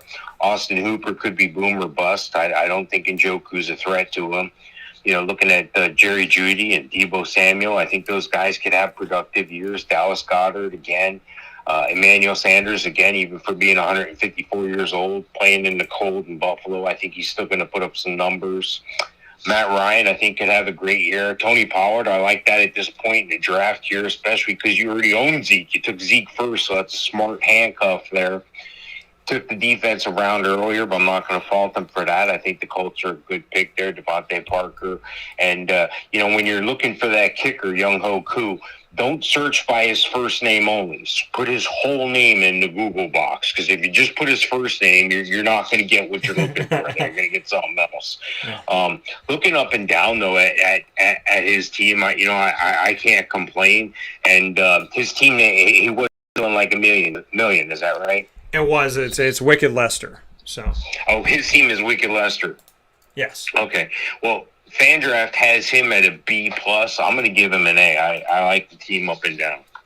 Yeah, I think looking at this team too, for me, I like Eric's team. I like Zeke and Gibson. Keenan Allen's a guy that I don't typically have on my team, but third round, not a bad pick. Allen Robinson, I like him more. I liked him a lot, and then he left Jacksonville, and I didn't know if I really liked him leaving there because they went, they hadn't made a playoffs in the decade, and he was their number one receiver, and with him getting injured at the start of their season, they not only made the playoffs for the first time in a decade, but they almost went to the Super Bowl. So I was sitting here going, okay, well, is his value down a little bit now? But then you look at his numbers last year, and you're like, geez. So Allen Robinson, more respect for me now. Cooper Kupp, I like that in 5th round. Lamar Jackson in the 6th round. I like the value that he's been getting in this draft.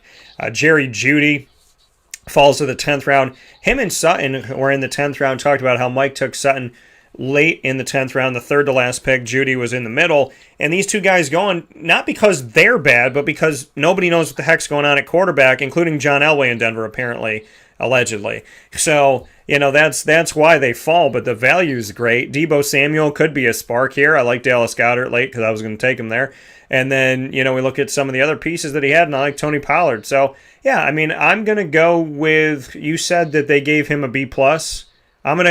I'm going to give Eric an A. I'm going to give him an A too. I think he deserves it. And he drafted remotely, and my prayers go out to him. He had a death in the family, so he was out in California.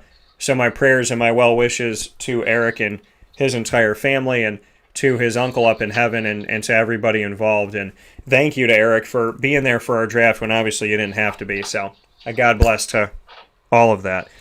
Rick went tight end. He took the first tight end off the board, Travis Kelce. Rick was the 7th pick of our draft overall. He took Kelce, Stephon Diggs, which was the 2nd receiver taken off the board, and I was really hoping to get... DeAndre to me is the number 1, Devontae is the number 2, and then Stephon Diggs is the number 3. So I'm happy I got Devontae, because to me I got my number 1, even though a bunch will drafted before me. So, but I still see incredible value with Stephon Diggs. I wanted him on my team too. Najee Harris, he takes in round number 3. Josh Jacobs, who I think people are down on. I'm not one of those people. I'm high on Josh.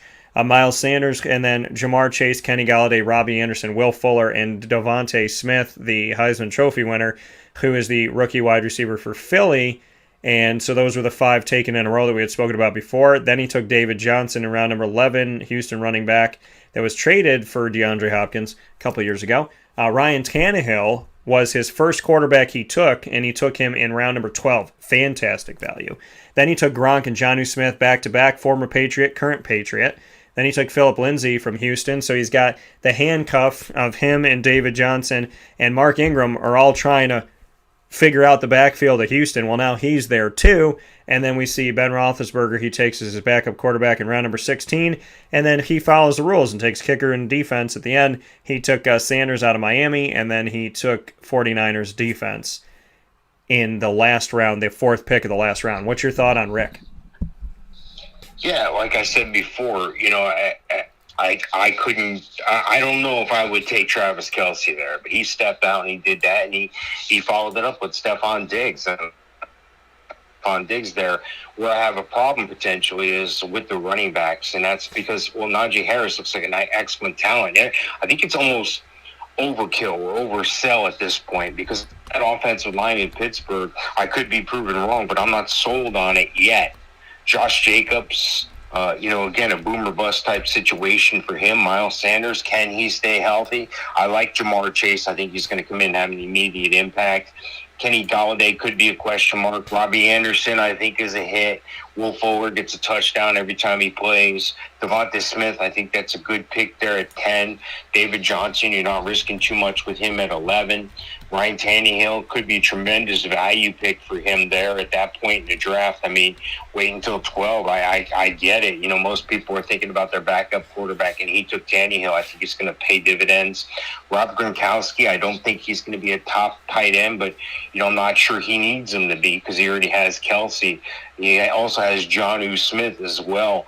And apparently at that point in the draft, he felt he really needed to not only shore up his team, but at the same time, don't forget, we play a flex. And remember one of the golden rules. If he's on my bench, he's not on your team. If he's not on your team, he's not scoring points against me. Yes, it sucks that I didn't get the points for him on the bench, but he's not scoring against me. So sometimes you play keep away. If you're in a league that likes to trade a lot, sometimes that's advantageous. Philip Lindsay could be hit or miss. Ben Roethlisberger could be hit or miss, and he waited the last 2 picks there, reversed them, but they're still the last 2 picks on the kicker and defense. I think he was the one that the original team name was Stealing Like a Million. Is that right? Rick's changed his name a bunch of times, so Rick is now clever team name coming, and so he might have been that one. And before that, he was his best one was Blame It on the Henny, because he's a Miami fan. So he has clever team name coming is what he changed it to. So yeah, he might have been that one. Well, the reason why I was asking is that's where FanDraft ranked him number 1. Gave him an A, and I'm going to give him an A-. I like what activity there, but for me that was a bit much. I would have waited, but then again, he might not have gotten him. So hats off to Rick for doing staying true in his conviction there, and coming out with a plan. And FanDuel ranked him as the best draft out of the whole draft. Yeah, and he took 3 tight ends in this draft. He was the only team, or pardon me, one of 2 teams to take 3 tight ends, and so he made that decision to do that. And I think Rick, I like his picks. Kelsey, desirable. Diggs, desirable. Najee Harris can have some upside here. Josh Jacobs, desirable to me. Jamar Chase is desirable. Coming out as a rookie. Miles Sanders stays healthy, desirable. Kenny Golladay, the first big name with the Giants receiving core in a long time. Robbie Anderson's got that hookup now with Sam Darnold that he had with the Jets. Now they're with Carolina. Matt Rule has the connection to Temple. Robbie Anderson has a connection to Temple. Will Fuller, if he stays healthy, is dangerous. Devonta Smith has upside to that. I like I like those picks. Ryan Tannehill waiting until round number 12 to get your quarterback. That was a good move there. It just seems like he knew when to strike. So, and, you look at it and go, wow, starting quarterback in round number 12? Really? And then it's like, wow, it worked out for him, though. So, because I think Ryan Tannehill's a top 10 guy, so, fantasy-wise. So, ultimately, I'm going to give Rick an A. I don't know how I can't. So, I'm going to give him an A-. I'm going to give him an A. He was considered the top fan draft, like Mike said, ranked him number 1, ranked me number 2, and ranked Mike number 3. So, that's nice. Because I know that in the past, I hope I end up number 1 at the end of the season. Hopefully I get to be in the championship game, I know there's other drafts where I look at it and I'm like, geez, he probably would have ranked me 10 out of 10. So, Rick getting that, I'm going to give him an A. Stefan, Team Elite. Devontae Adams, he takes the first receiver off the board. He takes Nick Chubb on the back, coming off of that snake. And then Clyde Edwards-Helaire at the bottom of round number 3. Adam Thielen, Darrell Henderson. Mark Andrews, his first tight end, is in round number 6, who Mike and I had as a top 3 tight end last year. He's dropped off a little bit for us this year in not as great of a season last season. Justin Herbert is his first quarterback taken in round number 7. And then he goes with Odell Beckham in round number 8. Kenyon Drake, he goes with Marquise Hollywood Brown. So a bunch of Ravens going here for him. He takes James Conner, the former Pitt running back, who's now with the Arizona Cardinals in his first season there, signed a 1-year deal. And round number 11, he takes him there at the end of round of 11, third to last pick. Then he goes with Antonio Brown from the Bucks. Gabriel Davis, great value at round number 13 at the end of round number 13, third to last pick out of UCF, going, with the Buffalo Bills arguably going to be the number 2 behind Stephon Diggs. And so I like this pick as well. And then he goes to Joe Burrow as his backup quarterback, who is my backup quarterback, got me 54 points in a game last year. And then we look at he took Malcolm Brown, Miami running back. He took a bunch of. I was looking back at his draft when I was inputting it, and he took Brown, and Brown. He took Marquise Hollywood Brown, Antonio Brown, and Malcolm Brown. And just kind of an interesting fact there. Bills defense. What can Brown do for you? Yeah, a lot of Brown. So, Brown, and Brown. Sounds like a nice law firm. And then you got Bills defense, Justin Tucker, my favorite kicker. And then he took O.J. Howard from the Tampa Bay Buccaneers. As a Tampa fan, he took O.J. Howard as his backup tight end in the last pick, which I thought was good too. So your overall take on Mr. Steffen? Yeah, I like where he was in the draft. I like the fact that he was able to take Devontae Adams, come right back to Nick Chubb. I think those are 2 real good picks. Clyde Edwards-Helaire there at that position, and 3 at the end of the third. I think that's a great pick. Adam Thielen, I think, is going to have another pretty good year. Darrell Henderson's, we're going to see a little bit of a drop-off, and some of this is post-draft and bringing in Sony Michel, so I got him downgraded a little bit. Mark Andrews, I like him. I'm not sure he's going to have as good a year as he did last year. I think he felt pressure, but it was so much pressure that he didn't feel it. Like, in other words, he didn't know what he didn't know.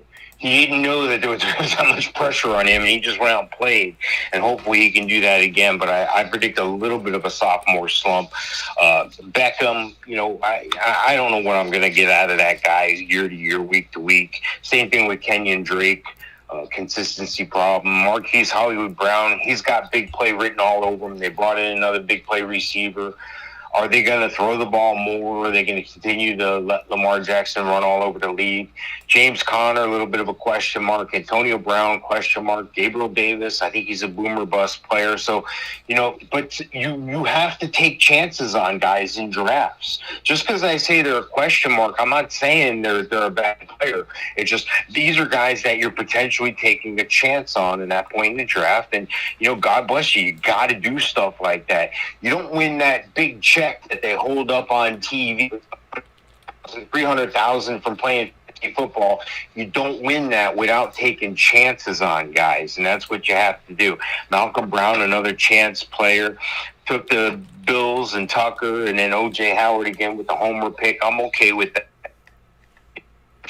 I'm looking at this team and Team Elite. I kind of like this team. I think they're going to win some games. I think there's some question marks in the middle. I'm going to give him a B, and so did FanDraft. They ranked him 9th out of the 10 teams, but they gave him a B as well. Yeah, I'm going to give him a B+. I'm going to give Steffen a B+ here. I like Devontae Adams' pick, obviously. I like Nick Chubb.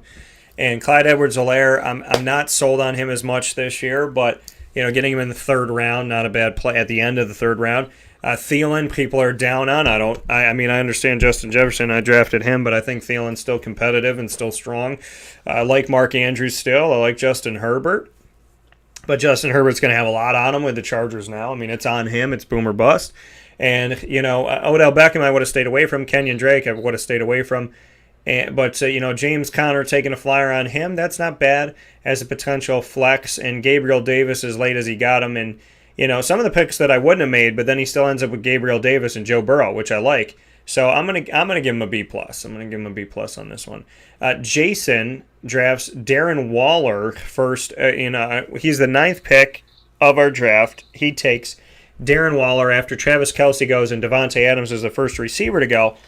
Instead of taking a running back, Jason goes Darren Waller. Then he gets Joe Mixon. Then he goes A.J. Brown from Tennessee, Mike Evans from Tampa, Tom Brady for that connection between Mike Evans and Tom Brady there in Tampa Bay. He gets Tom as his first quarterback in round number 5. Kyle Pitts in round number 6. Then Leonard Fournette, going a lot of Tampa guys here. Jalen Waddle out of Miami gets the rookie who is going to relink up with his former Bama quarterback Tua Tagovailoa. Then he gets Devin Singletary. Chris Claypool from Pitt goes with him. Latavius Murray, former UCF guy here, and so he's here. And then we go with Smith. He goes with Traquan Smith, wide receiver for New Orleans, also a UCF guy. McCole Hardman is who went after that out of Kansas City. And then he gets Tua to link up. So he's got Tua with Jalen, and he's got Brady with Mike Evans. So he's got that quarterback wide receiver link up. Salvin Ahmed from Miami, Tariq Cohen from Chicago, Dolphins D, and Will Lutz, the kicker for New Orleans. A lot of Miami Dolphins stuff in here, as Jason is a big Miami fan. What are your thoughts? Yeah, I like I like the team. Looking at the team, I'm not sure about the way the draft went. Like, I would have thought he would have taken somebody different than Darren Waller, with the first pick. I like Joe Mixon, but I think the better pick would have been 2 running backs at where he was in the draft at that point.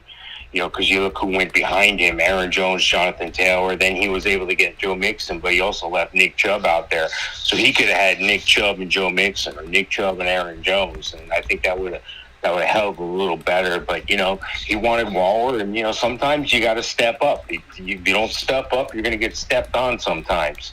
You take a look at Joe Mixon. I think it's a solid pick. A.J. Brown, solid. Evans, solid. I think Brady's going to have a much better year than people think. In most leagues, in most projections, in most drafts, I've got him ranked as a top 5 quarterback, so I can't argue with where he took him right there in the 5th round. Kyle Pitts, I like that pick a lot.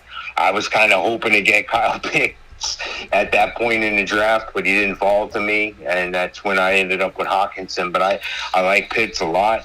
Leonard Fournette, I don't know. It's going to be up or down. Jalen Waddle, same thing, up or down. And Jalen Waddle could prove me wrong. Could be solid right off the bat. I think he was the best receiver in the draft, above Heisman Trophy winner and teammate Devonta Smith, because Jalen Waddle was injured most of the year. A lot of people forget that.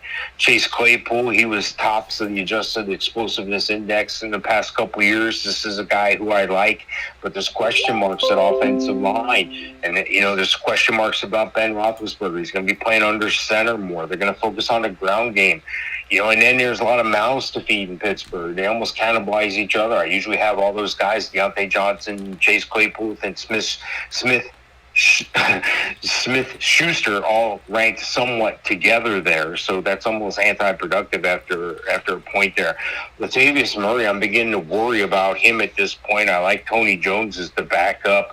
Latavius Murray getting a little long in the tooth as well. Traquan Smith might blossom this year with, the absence of, Michael Thomas. We'll see how that affects everything, and we'll see how the quarterback situation looks like. They're leaning Jameis Winston, how that goes for everybody. I like the wheels of McCole Hardman. I think that's a steal at 13. I think getting 2 at 14 is a steal too. Ahmed could have a boomer bust year. Tariq Cohen, same thing. He did the right thing with the defense and the kicker there. So I like the team. Again, shaky start in my book. I'm going to go with a B here as well. FanDraft ranked him as number 8 in the draft. They gave him a B+. Yeah, looking at Jason's, I'm gonna give Jason a B in this one as well. There's some homer to Miami, there's some homer to UCF, and so and we talk about that, Mike and I. Even when we did the mock draft simulations, it's almost like the computer knew, and the computer had like somebody in the simulation that was a homer to kind of make it like real, and so it was kind of funny how that happened. Like they were drafting a certain team a bunch, and so I'm gonna give Jason a B on this, and we'll see where he goes from here. I like some of the guys. Mike Evans, obviously, Darren Waller, Joe Mixon's talented, A.J. Brown should be helped out by having Julio Jones there. Mike Evans, I like the pick. Tom Brady, I like the pick. I like Kyle Pitts. There's enough that I like, and then there's the guys that he took because of the UCF connection, the Miami connection, and the question is, where are they going to go? Will they come through for him? And that's a big question mark. When you go homer, you don't always know what you're going to get. but I do think Miami's getting more talented, so I'm going to give them a B. And finally, Lisa. Aaron, she's the last pick, so she was the last pick of the first round, the first pick of the second round. So 1 through 10, 10 to 1. She was the 10th overall pick. Took Aaron Jones and Jonathan Taylor back to back. Awesome picks. Terry McLaurin from there. Then George Kittle took her first tight end in round number 4, and that was behind only Travis Kelce and Darren Waller. Then she took Tyler Lockett, who I was surprised fell to round number 5. Dak Prescott's her quarterback in round number 6.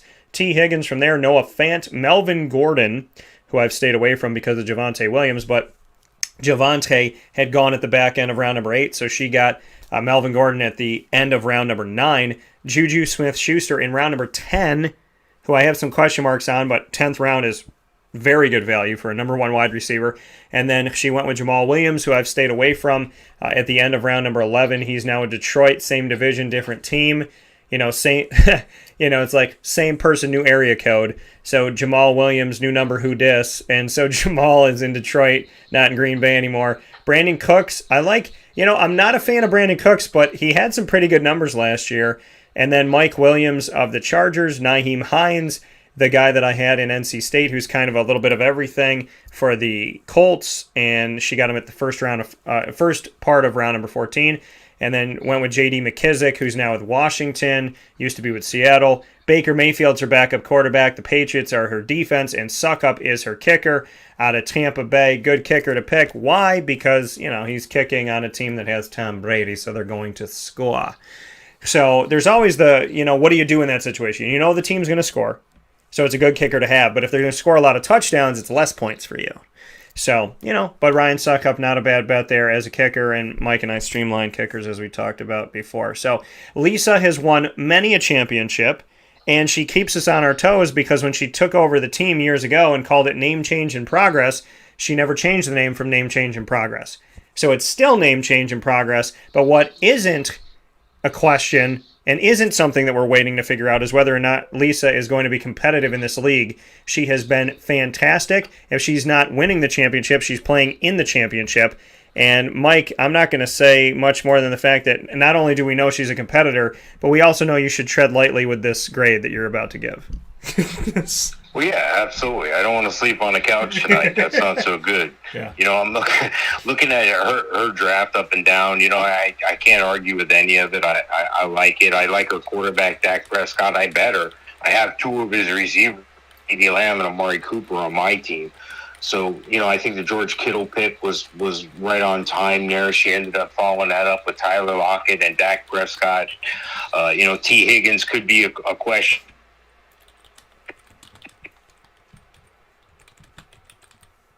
Oh, Mike, we lost you for a second. What were you saying? We heard you say T. Higgins, and then you dropped out. Yeah, T. Higgins should have some success in the slot there. I like Noah Fant. Melvin Gordon's a question mark. You got to wonder how much Javonte Williams is going to affect him. Juju Smith-Schuster, hit or miss. Jamal Williams is a PPR league, so he's going to do fine.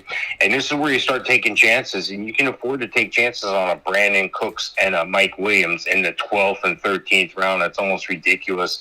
Nyheim Hines in the 14th round in PPR is great. J.D. McKissick, I'm a little bit worried, but in the 15th round, I'm not that worried. And getting your backup quarterback in the 16th round is a great thing. Patriots is suck up, got him in the right order there at the end of the draft. So, I'm going to give her a solid A. The fan draft gave her an A minus. That wasn't me. That was fan draft with the minus. But I'm going to go to A. They rank her as the 5th best draft in the class. Yeah, and Jason said y'all should have drafted. You should have given me a D for being drunk during the draft. So, Jay, I thought you were feeling it. I did think you were feeling it. I didn't know you were feeling it. But he didn't really hide that he was feeling it a little bit. So, it's kind of crazy, but it's all good. I do want to, with Lisa. I said a lot of stuff as I was going through it. I'm going to give her an A. Lisa she's a terror. I feel like if I give her anything less than an A, she's just when it comes to fantasy, this woman is electrifying. She's won this league 3 times, and last year going into the playoffs, she had the best record at 11-2. Yeah, and that's what we're talking about. It's her playing somebody. She's like Tom Brady. okay? In our fantasy league, she's either playing in the championship and winning it, or she's playing in it. It's like Alabama or Clemson in the college football playoff. That's Lisa. So she's fantastic. She's awesome. She's amazing. I love how she came into the league, and I love that she was effective from the beginning. I'm going to give Lisa an A. She is such a quiet thunder, though. She doesn't say anything. She just drafted in almost perfect silence at Hooters. She almost said nothing at all. And she's just drafting and smiling and drafting and smiling. And I'm looking at her going, man, she's like that sniper. You know, she's like sitting on the top of the building, and she's just smiling, and she's like, they don't even know that the dot is on their head. Like, Lisa she is a silent killer. And I'm just, all I got to say to you, Mike, is you're obviously doing something right that you're still alive, but I don't know how you don't sleep with at least one eye open, because this woman's a sniper.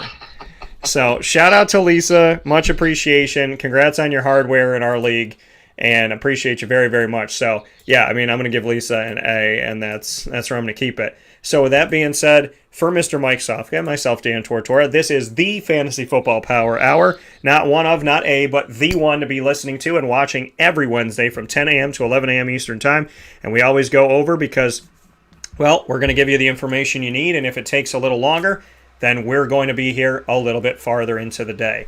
Brought to you by the Wildcat Sports Pub, 3680 Milton Avenue in Camillus, New York, and you can find them there 7 days a week, indoor and outdoor dining, volleyball court, and takeout delivery and catering. Call 315-487-2222. That's 315-487-2222.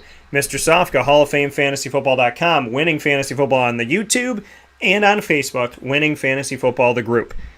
Mike, as always, I appreciate you. I know you and I will be talking this weekend during our drafts at the Wildcat, and I just am so thankful that we've been able to give all this information to the people of the world for fantasy football. So whether you're in Guam, Puerto Rico, France, any part of the world, wherever you may be, the state of New York, the state of Florida, California, Montana, wherever you are, we're here to help you. We've given advice to people from the Dakotas before, so make sure you write into us and let us know what you need help on by going to the Winning Fantasy Football group on Facebook, and of course finding us every single week on youtube.com/wakeupcalldt and facebook.com/wakeupcalldt and on mixlr.com/wakeupcalldt and wakeupcalldt.com Wednesdays from 10 a.m. to 11 a.m. Eastern Time.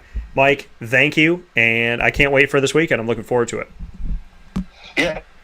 Just a quick reminder, this is heavy draft season for a lot of people, so please, check out my site there. You can go Winning Fantasy Football or Hall of Fame FantasyFootball.com. Both take you to the same place. I have the top 10s in each position, whether it's standard or PPR. And, let me ask you, how much would you need to win your league? It's only a matter of your tolerance. If you pay $6, I got the answer for you. I've got a cheat sheet for PPR or standard scoring. You just sign up right there on the website, and I send it to you. It's fresh information. It takes into account that Travis Etienne just got, it's not looking at a magazine from July, right? I got up-to-date projections, up-to-date information. I can help you win your league. And I like hearing about it later. I like when people write me later and go, hey, thanks a lot. Made the draft a lot easier. And by the way, I want my league. By the way, first time I ever finished in the money in my league. I like hearing those things. So check out the website, Hall of Fame FantasyFootball.com. And Dan, thanks again. I look forward to this weekend as well. All right, man. I'll talk with you soon. Be safe. All right, bye. Take care. That coming from Mr. Mike Sofka of Hall of Fame FantasyFootball.com. And so I just I had to put that out. I don't know why I said it like that with my Boston accent, but I just felt like I needed to. And sometimes, as you know, things just come through on the show. I want to give a special thanks to everybody that was on the show today. Big shout out to Navy, Kevin Brennan. Thank you for being a part of the show, as well as head coach Ken Niamatalolo, Kevin Brennan, their free safety. Thank you for what you do to protect our country and the world through the Navy. And, of course, my grandfather and my great-uncle Carmen as part of the Navy. God bless to them as well. My Uncle Carmen here on earth, hopefully for a very, very long time, and my grandpa watching over us in heaven. A big shout out to East Carolina and to everybody that was on the show today from East Carolina. I want to give a special thanks to them as well, as I feel very, very appreciative of everything that we get to do here on the show. And with American Power Play Week starting off with Navy in East Carolina, as well as Memphis. I'm so much looking forward to everything that we've had. Everything that we did today was awesome that I was looking forward to, and everything that is to come. And so very much looking forward to that. And I want to give a shout out to the East Carolina Pirates players. And so those players that I want to show some love to that were on the show today, Holton Ahlers, their quarterback, and Jaquan McMillian, their cornerback, and their entire team. Same for Navy. And, of course, for Memphis, I want to thank head coach Ryan Silverfield and wide receiver Kelvin Austin III and free safety Quindell Johnson. And, of course, I want to thank Mike Sofka for the Fantasy Football Power Hour, not one of, not a, but the Fantasy Football Power Hour, proudly presented by the Wildcat Sports Pub, inside of the Cafe Kubal Studios, 3501 James Street, 401 South Salina Street, 208 North Townsend Street, where Kubal Co-Works is, as well as inside of Galisanos Children's Hospital, right where we started the week this week at 343 Fayette Street in Manlius, where all roads converge on Cafe Kubal going into Manlius. You can't miss it. It's like a welcome building to Manlius, and the corner of Route 11 and Taft Road in North Syracuse. Make sure you make your way out there as well to their newest location, which is their first ever drive-through location at Cafe Kubal. So big shout out to Cafe Kubal. Big thanks to each and every single one of you. Watch and listen to Wake Up Call every Monday through Friday from 9 a.m. to 11 a.m. Eastern Time on mixlr.com/wakeupcalldt, on wakeupcalldt.com's homepage, as well as on youtube.com/wakeupcalldt, facebook.com/wakeupcalldt, and facebook.com/live-now-dt. And once the shows go live, you can find them in the archive as well by going to Podbean, as well as by searching on Stitcher, Spotify, TuneIn, YouTube, and iTunes. YouTube, iTunes, and Apple Podcasts, MixLR, iHeartRadio. Check them all out by searching Wake Up Call with Dan Tortora, or one word, Wake Up Call DT, on any of those. And a big shout out to all of our partners in the community here that I want to thank for everything they do. Cafe Kubal, Carvel DeWitt, the Wildcat Sports Pub, Victory Sports Medicine and Orthopedics, Chick-fil-A Cicero and Chick-fil-A Clay, Avicoli's, Canine Camp Dog Daycare, Pizza Man, Honda City of Liverpool, the Millhouse Market, Progressive Dental, Mother's Cupboard, Canine Campground Dog Boarding, PB&J's Lunchbox, and Ma and Pa's Kettle Corn and Popcorn Factory.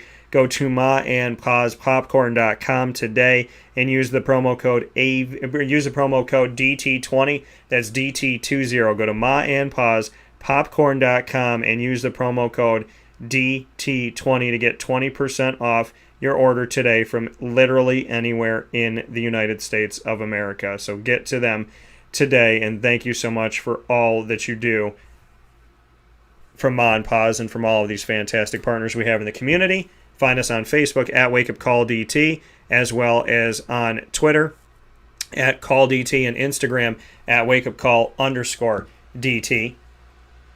Have a great day. Be safe, be well, and as I always like to tell you, God bless, no stress. Do your best. We'll talk soon.